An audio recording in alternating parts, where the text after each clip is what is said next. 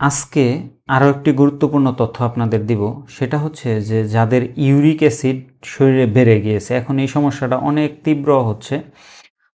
এটার নাম হচ্ছে গাউট বা গেটেবাত, যে ইউরিক অ্যাসিড বেড়ে যাওয়া। আপনারা জানেন যে ইউরিক অ্যাসিড শরীরে বেড়ে গেলে সেটা মনোসোডিয়াম ইউরেট ক্রিস্টাল হিসাবে জমা হয়ে, ইউরিক অ্যাসিডটা মনোসোডিয়াম ইউরেট ক্রিস্টাল মানে ছোটো ছোটো দানাদার দানাদার ক্রিস্টাল হয়ে সেগুলো শরীরের বিভিন্ন জয়েন্টগুলোতে জমা হয়ে তীব্র ইনফ্ল্যামেশন এবং ব্যথার সৃষ্টি করে।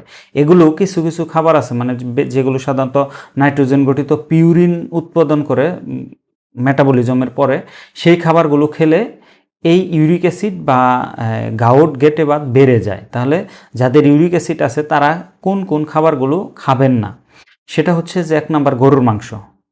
গরুর মাংস খেলে সেটা এই ইউরিক অ্যাসিড বেড়ে যাবে। তারপরে গরুর কলিজা, গিলা, তারপরে চিকেনের গিলা, কলিজা এগুলো খেলে বা মাংস জাতীয় খাবারগুলো খেলে।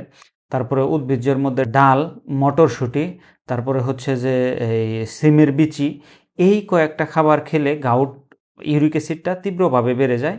তো আপনারা এই খাবারগুলো, যাদের ইউরিক অ্যাসিড আছে তারা এই খাবারগুলো অ্যাভয়েড করে চলবেন। অ্যাভয়েড করে চললে ইউরিক অ্যাসিড অনেকটা নিয়ন্ত্রণে থাকবে। তো সবাইকে ধন্যবাদ।